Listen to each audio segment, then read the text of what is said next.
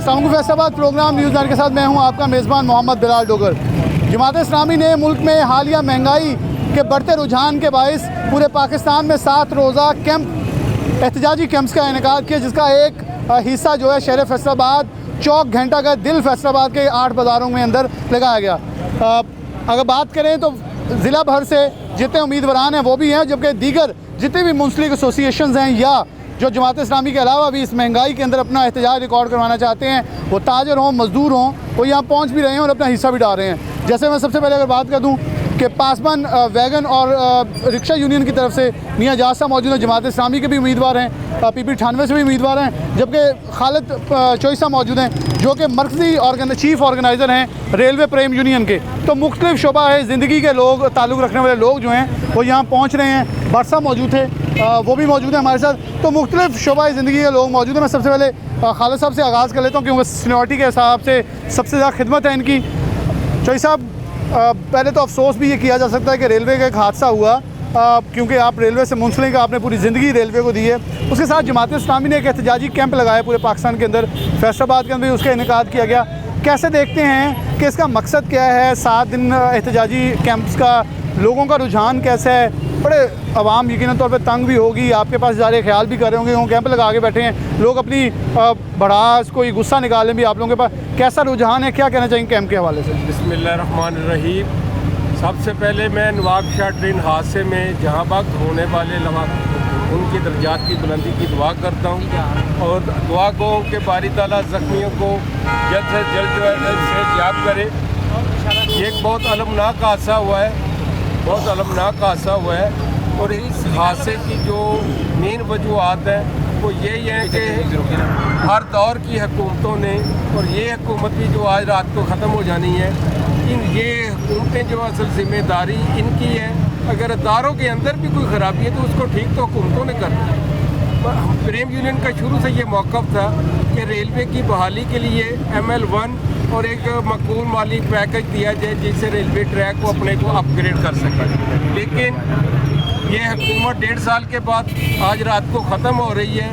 हमारे इस मौक़िफ़ को कल वफाकी वज़ीर रेलवे साद रफ़ीक साहब ने भी असम्बली के फ्लोर पर अपनी ऑफिशियल स्टेटमेंट में भी ये कहा कि ML1 और 10 से 15 अरब रुपये का जो पैकेज है उसके बिना रेलवे सर्वाइव नहीं कर सकती। यानी कि कहा जा सकता है कि मुख्तलिफ शोबा ज़िंदगी से ताल्लुक़ रखने वाले लोग जो इस एहतजाज में शामिल हो रहे हैं वो अपने अपने शोबा ज़िंदगी से मुंसलिक मसाइल को भी उजागर कर रहे हैं। जी, और मैं ये समझता हूँ कि ख्वाजा साद रफ़ीक साहब को सिर्फ ये बयान दे के बरुल सीमा नहीं होना चाहिए। अगर हुकूमत से वो 10 से 15 लाख अरब रुपया नहीं लेके दे सके, उन्हें ये जिम्मेदारी कबूल करनी पड़ेगी।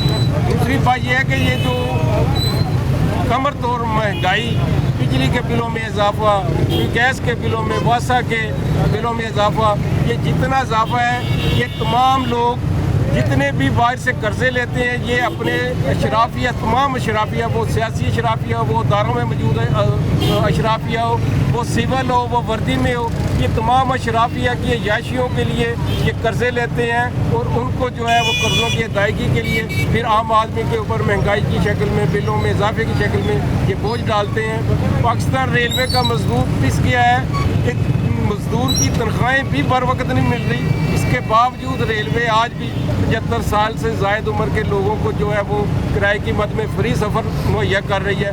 65 साल से ज़ायद उम्र के लोगों को 50% कर रही है। बेशुमार मतलब कैटेगरीज़ को जो है वो जनाबे वाली आज भी किराए की मद में जो है वो इसको जनाबे वाली सहूलत फराहम कर रही है। लेकिन हुकूमत जो है, ये हुकूमत भी और माजी की हुकूमतें, तमाम हुकूमतें रेलवे की ज़बूहाली की ज़िम्मेदार है। हम ये समझते हैं कि जब तक हुकूमत इस रेलवे की बहाली के लिए यकसू नहीं होगी, रेलवे की बहाली मुश्किल है। रेलवे मजदूर जो है वो पिस गया है, मर गया है, वो फाका कशी पे मजबूर है, उसके अहले खाना फाका कशी पे और ख़ुदकुशियों पर मजबूर है। मेरा दुआ है बारी ताला से कि बारी ताला इन मजदूरों के मसाइल को हल करने के लिए कोई अपनी तरफ से खुसूसी रहमत भेज कर इनके मसाइल को दूर करे। इन अशराफिया से पाकिस्तान की जब तक जान नहीं छूटेगी ये अशराफिया मुसल्लत रहेगी। पाकिस्तान के गरीब अवाम और मजदूरों की जितनी भी ज़िंदगी है वो मज़ीद मुश्किल से मुश्किल होती है, मज़ीद मुश्किल होगी। दोस्त और मौजूद हैं, मैं PP 98 से कैंडिडेट मौजूद और सियासी टच दे लें, उसके बाद फिर मियाँ साहब मौजूद हैं, इनकी तरफ बढ़ेंगे। अच्छा, आप क्या देखते हैं, एहतजाज करने के लोग यहाँ पहुँच भी रहे हैं, मुख्तलिफ कौन कौन से शोबा ज़िंदगी से ताल्लुक़ रखने वाले लोग जमात इस्लामी से इज़हार यकजहती कर रहे हैं, अवाम और मज़दूरों का रुझान कैसा है? बिस्मिल्लाहिर्रहमानिर्रहीम। सबसे पहले तो मैं शुक्रिया अदा करूँगा 41 का सॉरी कि जो यहाँ पे आए और हमारी आवाज़ का हिस्सा बने। तो बात अगर करते चले महंगाई की, तो वो तो पूरा पाकिस्तान जो गरीब लोअर मिडिल क्लास तबका है वो तो पिसके ख़त्म हो गया। यानी अगर कहते हैं कि पाकिस्तान डिफ़ॉल्ट करेगा, पाकिस्तान डिफ़ॉल्ट करे ना करे, लेकिन middle class, lower middle class और अपर मिडिल क्लास तबका जो है वो टोटली डिफ़ॉल्ट कर चुका है। ठीक है, हम यहाँ पे बैठे हैं गरीब आदमी की आवाज़ के लिए, अपनी आवाज़ बुलंद कर रहे हैं। अल्हम्दुलिल्लाह जो लोग भी यहाँ पे महंगाई के सताए हमारे पास आते हैं, उनका गम व गुस्सा, उनकी फ्रस्ट्रेशन यही है कि अरबाब अख्तार से हम मुतालबा करते हैं कि ये जो एक होशरुबा महंगाई है इसको कम किया जाए, गरीब आदमी को जीने का मौका दिया जाए। सियासी तौर पे भी देखा जाए तो हर आदमी अपनी जहनी अजियत का शिकार हो चुका है, क्योंकि महंगाई ने इंसान को इतना डिस्टर्ब कर दिया है कि वो अपनी फैमिली के लोगों के साथ भी अच्छे से गुफ्तगू या वो एक अच्छा बिहेवियर नहीं रख सका, क्योंकि जो उसका किचन है, गरीब आदमी का किचन चलना मुश्किल हो गया है। तो हम सब यकजा होके यही मुतालबा करते हैं हुकूमत से, जो कि आज हुकूमत का आखिरी दिन है, इसके बाद को केयर टेकर सेटअप आएगा, को टेक्नोक्रेट आएगा, XYZ कोई भी आएगा, लेकिन हमारा मुतालबा यही है कि आवाम को, गरीब आवाम को जीने का हक़ दिया जाए, और ये जो एक अनप्रोफेशनल कॉस्टली चीज़ें या महंगाई लोगों पे मुसल्लत की जाए है, इसको वापस लिया जाए और हम इसको आवाम की आवाज़ बनाते हुए हम इस महंगाई को मुसरत करते हैं। मियाँ जासा मौजूद हैं, इनका ताल्लुक़ एक बहुत गरीब तबके के नुमाइंदगान से उनकी नुमाइंदगी करते हैं। मियाँ साहब, क्या हालात व वाक़यात हैं? कभी तो DC ऑफिस के सामने धरना, कभी रिक्शे लगा के धरना। क्या इस महंगाई के दौर में आप समझते हैं कि यकीनन आवाम की, क्योंकि सुनने को तो ये आता है कि तनख्वाहदार तबका पिस गया, रिक्शे वाले ने किराया बढ़ा दिया, वैगन वाला ज़्यादा लेने लग गया, लेकिन फिर भी आप एहतजाज का हिस्सा हैं, तो किस मौक़िफ़ के साथ यहाँ पहुँचे? बिलाल भाई, दरअसल 75 सालों से हमने अंग्रेज़ों से आज़ादी ले ली, लेकिन अंग्रेज़ों ने अपनी बाक़ियात, जो काले अंग्रेज़ थे वो पाकिस्तान के अंदर वो मसल्लत करके चले गए, जिन्होंने पाकिस्तान की सालमियत के लिए नहीं कुछ किया। वो महज यहाँ पे शिकार करने के लिए आते हैं, मौज मस्ती करने के लिए आते हैं। और मैं अक्सर अपनी गुफ्तगू में ये बात कहता हूँ कि ये वो मुर्गियाँ हैं जो कहीं कुड़कुड़ करती हैं और कहीं जाके अंडे देती हैं। हकीकत है कि 1958 से लेके आज तक ये बैरूनी कर्ज़ों से ये मुल्क चला रहे हैं। कभी ऐसा नहीं होता कि आप अपने आप को सेट करने के लिए, सपोर्ट करने के लिए तो कर्ज़ा लेके निज़ाम चला सकते हैं, लेकिन कभी ऐसा नहीं हुआ कि आप कर्ज़ों से अपना मुल्क या अपना घर चलाएं, या कभी अपने घरों, अपने जो सामान है वो बेच के अपना करें। लेकिन अलमिया यही है कि ये लोग 220 अरब रुपया की बिजली जो है वो फ्री इस्तेमाल करते हैं, 550 रुपये जो अरब है वो उसका ये फ्यूल जो है वो पी जाते हैं, तनख्वाहें इनकी अलग से हैं। और हकीकत है कि ये सारा बोझ इस कौम के कंधों पे है। और आज हकीकत है कि जो 20-25 हज़ार रुपये कमाने वाला बंदा है उसको 30-30 हज़ार रुपया बिल आ रहा है, फिर गैस के बिल बढ़ गए, वासा के बिल बढ़ गए। और अभी आप देखें कि अभी जाते जाते ये कौम को और तोहफा दे रहे हैं कि 101 रुपये 88 पैसे इन्होंने यूनिट और नोटिफिकेशन कर दिया है। और 30 तारीख को ये 30 रुपये पेट्रोल के अंदर ये बढ़ा रहे हैं। तो कहने का मकसद ये है कि ये कौम को ग़ुलामी की तरफ लेके जा रहे हैं। और मैं इनको ये मैसेज देना चाहता हूँ आज के प्रोग्राम के हवाले से कि ये इनकी खाम ख्याली है कि जब कौम को आप इतना तंग कर देंगे तो फिर आम बंदा बाहर निकलेगा, आपकी वो हालत करेगा कि आपको फिर बोरिया बिस्तर आपका जो है ना वो भी गोल करेंगे, आपको इस मुल्क से भागने देंगे, आपका गिरबान होगा और कौम पे हाथ होंगे।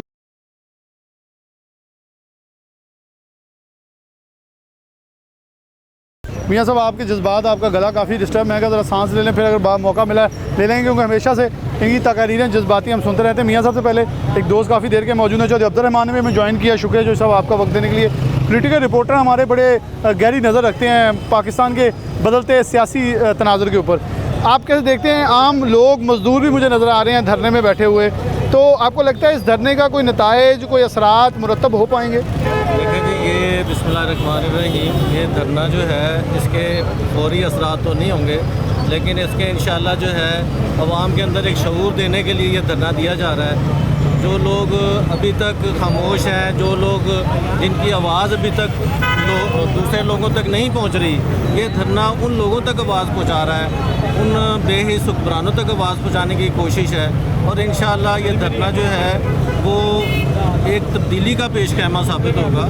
और ये धरना नहीं, ये एक मूवमेंट है, उसका एक पहला पत्थर है, एक पहला कतरा है ये। इंशाअल्लाह महंगाई के ख़िलाफ़ जिसने अवाम का जीना दूभर कर दिया है, जिसने अवाम को जो है उनको खते गुर्बत से भी नीचे फेंक दिया है, ठीक है, और उनको ख़ुदकुशियों पे मजबूर कर दिया है, उनकी एक आवाज़ बनाने की कोशिश कर रहे हैं। क्या ये पिछले हुक्मरान थे या मौजूदा हुक्मरान है या आने वाले हुक्मरान है, इन्होंने अवाम को जलील और बेकारी बना दिया, दुनिया के आगे बेकारी बना दिया। जो हमसे बाद में आज़ाद हुए, बांग्लादेश की मिसाल ले लें, इंडिया की मिसाल ले लें, वो आज तीसरी सुपर पावर बना हुआ है, और हम जो हैं वो आबादी में हमारा 5वां नंबर है, और वो करप्शन के अंदर, उसके अंदर हम जो है ना पहले नंबर पर। मैं हमारे साथ मियाँ साहब मौजूद हैं, PP 111 जनरल सेक्रेटरी हैं। आप क्या कहेंगे, इनकी बातें अपनी तो बिल्कुल ठीक है, जमात इस्लामी क्या मंशूर लेके आएगी, क्योंकि क्या मौक़िफ़ होगा? क्योंकि अवाम इस वक्त मैं देखूँ किसी को रोक के पूछ रहे हैं, वो कहेंगे हम उसका साथ देंगे, हमें बताएं आगे होना क्या है। रोटी कौन दे पाएगा, भूखे हैं, बिजली बड़ी महंगी है, गैस बड़ी महंगी, वही मौक़िफ़ लेके आप यहाँ आए हैं। बिस्मिल्लाहिर्रहमानिर्रहीम। असल में जो हकीकत है ना, अगर हकीकत समझ लें तो काम सब सेट हो जाएगा। हुक्मरान समझ चुके हैं कि ये सब अवाम बेवकूफ़ हैं, ये बेहिस हैं, ये मरे हुए हैं। रोज़ बढ़ाओ बिजली, रोज़ गैस बढ़ाओ, ये उठेंगे नहीं, निकलेंगे नहीं, खुदा की कसम। ये अवाम नहीं है, ये रश है लोगों का, रश एक भीड़ है बस। पाकिस्तान में ये मजमा है, रश है, किसी को कोई शऊर नहीं। अगर इनको शऊर हो ना, वैसे ये हुक्मरान काम नहीं करें। वैसे साइकोलॉजी की एक मियाँ साहब थ्योरी भी ये है कि लोगों को अपनी आप में डाल दिया, लोगों को एहतिजाज का कहाँ ख्याल हो, वो कहे मैं घर का मीटर बचाऊँ या एहतिजाज करूँ। उनमें खौफ ही नहीं है हुक्मरानों में, वो डरते नहीं हमसे कि हम महंगाई करेंगे, लोग निकलेंगे बाहर, पता ये ऐसा ही है। रोज़ महंगाई कर दो, रोज़ाना महंगाई करो, गैस बढ़ाओ, बिजली बढ़ाओ, पेट्रोल बढ़ाओ, तो फिर ये कैसे जमात इस्लामी लोगों को जगाना चाह रही है? अवाम खामोशी से बर्दाश्त कर, जमात इस्लामी जगाना चाह रही है। अवाम जमात इस्लामी तो 1947 से जगा रही है, लेकिन ये अवाम उठती नहीं। ऐसे इन्होंने ख़त्म हो जाना है, क़यामत आ जानी है, ये उठेंगे नहीं। चले के लिए अपने हकूक़ के लिए उठेंगे नहीं। जमात इस्लामी जो अपना काम है वो करती रहेगी। हमारा जो मंशूर है, हमारे लीडर सिराजुल हक साहब ने जो हमें दिया है कि अगर आम लोगों की भलाई के लिए बात करते हैं, आपने अभी रोटी की बात की, तो रोटी जमात इस्लामी लोगों को नहीं दी। अगर आप इंडस्ट्री को रन कर लें, लोगों को जॉब फैसिलिटी दे दें, जॉब क्रिएशन कर ले, लोग काम करेंगे, तो रोटी ऑटोमेटिकली उनको मिल जाएगी।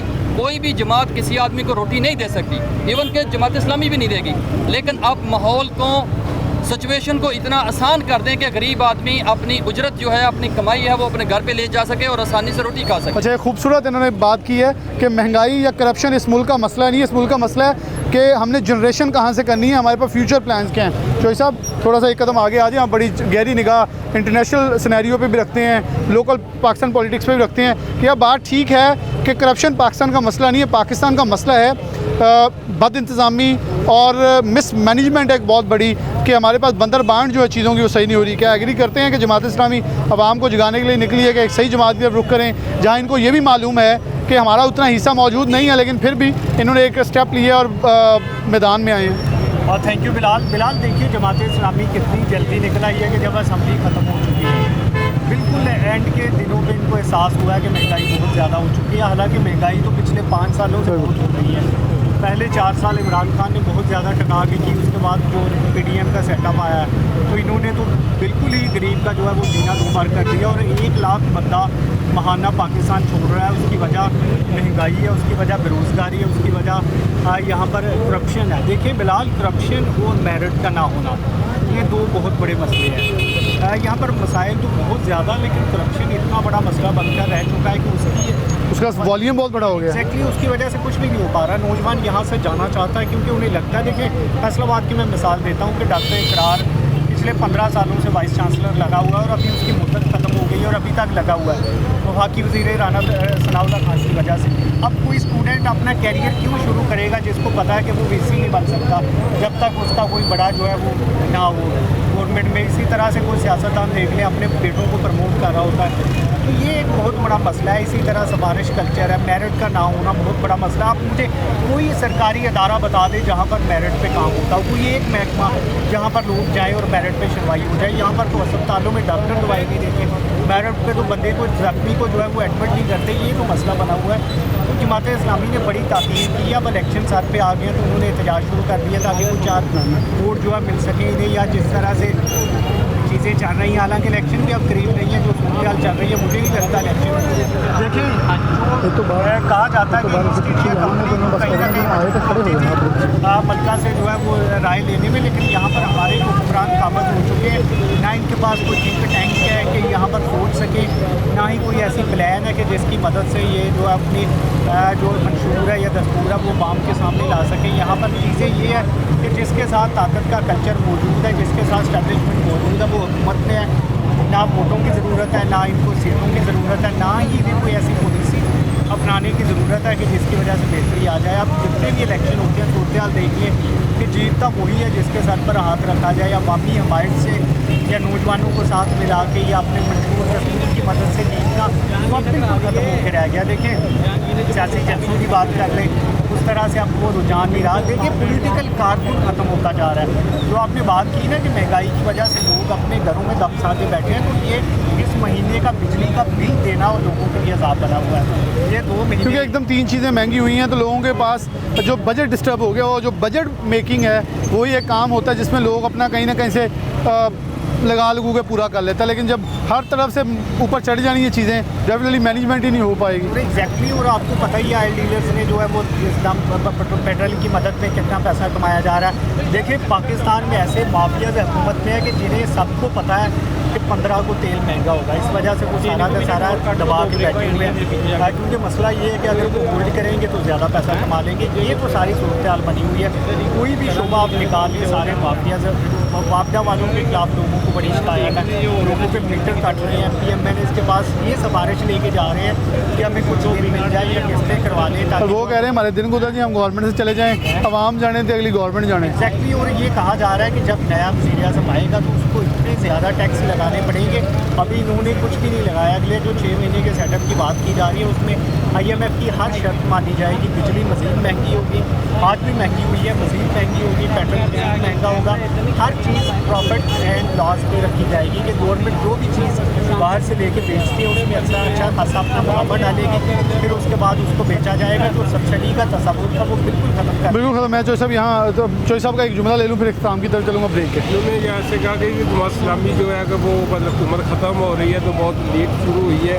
जमात इस्लामी मुसलसल साल से मैदान अमल में है, लोगों को आगाह कर रही है। पूरे इस 1.5 साल दौर में भी, इमरान खान के भी पूरे सारे 3 साल दौर में भी आप लोग इसके गवाह हैं, पाकिस्तान का मीडिया गवाह है। मुसलसल जमात इस्लामी सिराजुल हक साहब की क़यादत में मैदान अमल में है। लोगों को मुनज़्ज़म मुत्तहिद करके मुतहर्रिक करने की जमात इस्लामी पूरी कोशिश कर रही है, लोगों को मुनज़्ज़म करने की कोशिश कर रही है।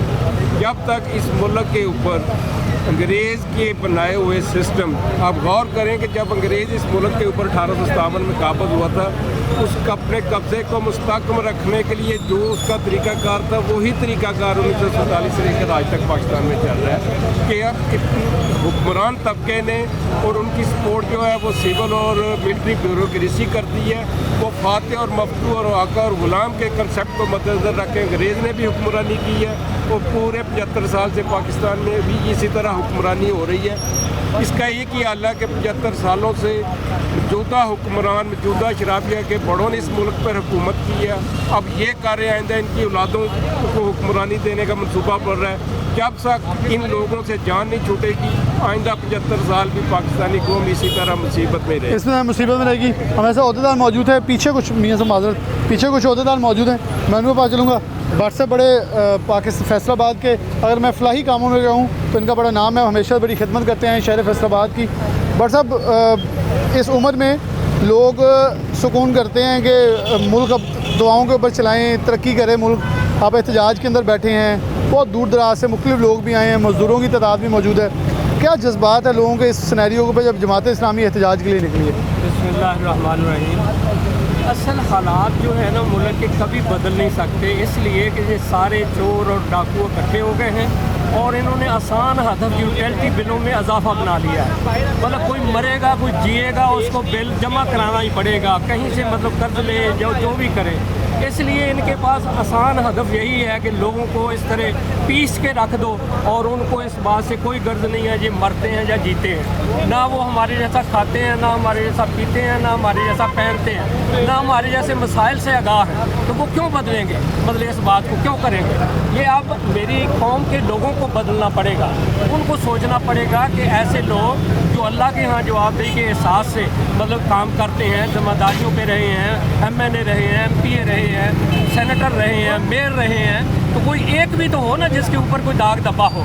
इसलिए साफ क़यादत जो है वो जमात इस्लामी की है और हल भी सिर्फ जमात इस्लामी है कि अगर पब्लिक ने चाहा कि मतलब ये हमें इलाज फ्री मिले, हमें तालीम की सहूलत मिले, हमारे मामलात ठीक हों, हमें अमन मिले, तो उनको वापस जमात इस्लामी की तरफ आना पड़ेगा।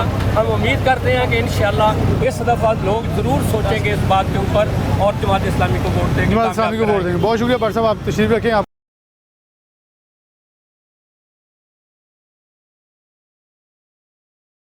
अस्सलाम वालेकुम जी। अच्छा, आम आदमी भी जो लोग जमात से हट के भी लोग इज़हार यकजहती के लिए पहुँच रहे हैं, कैसी ये यकीनन तौर पे वजह है कि आवाम इस वक्त यूटिलिटी बिल से, जैसे भट्ट साहब ने कहा कि मुख्तलिफ मकातब फ़िक्र के लोग आ रहे हैं कि अब हाथ खड़े हो गए हैं तो चले जमात ने एहतजाजी कैंप लगाया तो वहीं बैठ जाते हैं जाके। बिस्मिल्लाहिर्रहमानिर्रहीम। बिल्कुल जी, अल्हम्दुलिल्लाह लोगों के अंदर इस बात का शऊर तो मौजूद है कि वो उन्होंने हमेशा जमात इस्लामी को देखा है, उसकी कारकर्दगी देखी है। लेकिन असल में अलमीरा ये है कि ये जो हमारे जो गैंगस्टर है हुक्मरान टोला, इसने हमेशा लोगों को मिसगाइड करके और रेकिंग करके और लोगों के जो असल में जो लोगों के हमदर्द है जमात इस्लामी, उसके हक़ के ऊपर डाका डाला है। जिस तरह आप देखें ना कि कराची के अंदर जमात इस्लामी को मैंडेट मिला है और लोगों ने इत्मीनान किया कि जमात इस्लामी ही एक वाहिद जमात है कि जो अवाम को उनकी मुश्किलात से, महंगाई से छुटकारा हासिल करवा सकती है। तो वो सिर्फ जमात इस्लामी है और इस वजह से ही जमात इस्लामी को कराची के अंदर लोगों ने मैंडेट दिया है। तो मेरे ख्याल जमात इस्लामी ने कराची से देख के ये लगा है कि अवाम के पास जाना चाहिए जमात को। बिल्कुल, जमात हमेशा अवाम के अंदर मौजूद रही है, लेकिन अवाम के ऊपर गिला ये है कि जमात ने हमेशा जो अवाम ने जो है हमेशा चोरों और डाकुओं का साथ दिया। मुझे सिराजुल हक के वो जुमले याद है, हमेशा जो है जमात इस्लामी ने अवाम के हक़ में आवाज़ उठाई है। हम स्टूडेंट लाइफ से लेके आज तक जमात के कारकुन ने अवाम के लिए कुर्बानियाँ दी हैं, डंडे सोटे खाए हैं, जेल की सोबतें बर्दाश्त की हैं और अवाम की खातर ही हमेशा कुर्बानी दी है। लेकिन अवाम ने जमात इस्लामी को भरपूर अपना एतमाद नहीं दिया। बहुत ये है कि अवाम को चाहिए कि आप भरपूर एतमाद दें। अच्छा, इनकी बात से मुझे याद आया, यहाँ एक निजी होटल में सिराजुल हक साहब खिताब कर रहे थे, चंद दोस्त थे मौजूद थे हमसे बात गुफ्तगू में, उनका मुझे सुनते सारे हैं, ना मेरी मानता है ना मुझे वोट देते हैं, तालियां बजा जाते हैं। ये बिल्कुल वही सिनेरियो बता रहे हैं जब जमात इस्लामी जो बातें बताती हैं लोग उसको यकीन करते हैं सच्ची हैं, लेकिन साथ चलना और वोट का होना ये बहुत बड़ा मसला है जो जमात एतमाद लेने में नाकाम हुई है अभी तक। सबसे पहले तो मैं आपका शुक्रिया अदा करता हूँ कि आप करने में हमारे साथ मौजूद हैं।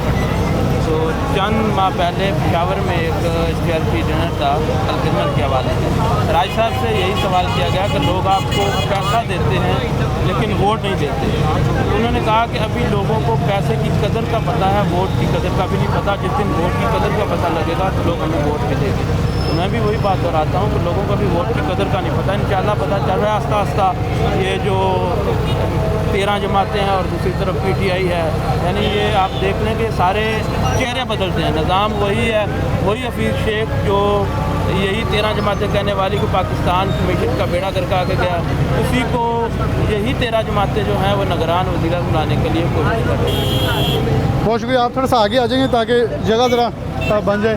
कैसे आप क्या कहते हैं कि जमात इस्लामी का धरना चल रहा है, आप भी इसमें शिरकत कर रहे हैं, शहर भर से लोग शिरकत कर रहे हैं और इसमें अपना इजहार ख्याल कर रहे हैं? जी, मेरा नाम इरफान यासीन है, मैं जमात इस्लामी 108 को रिप्रेजेंट कर रहा हूँ। मैं आज एक जाहिद हॉस्पिटल मदीना टाउन की तरफ से मैंने कि आज ही एक बहुत बड़े हमारा मेडिकल कैंप था, उसमें मैंने डायरेक्टर लेवल के लोगों को ये कहते सुना है कि अभी वक्त आ गया है कि इंशाल्लाह we will support Jamaat Islami. वो कह रहे हैं कि हमने देख लिया सबको, अभी इंशाल्लाह हम आपको डिस्टिंक्शन के साथ सपोर्ट भी करेंगे और हम लोगों भी रखते हैं। और ये जो अभी जिस मसले के हवाले से हम लोग इकट्ठे हुए हैं, तो ये हमारा ज़ाती मसला नहीं है, ये पब्लिकली लोगों को ये सामने नज़र आ रहा है कि जिस तरह आवाम पिछे हैं।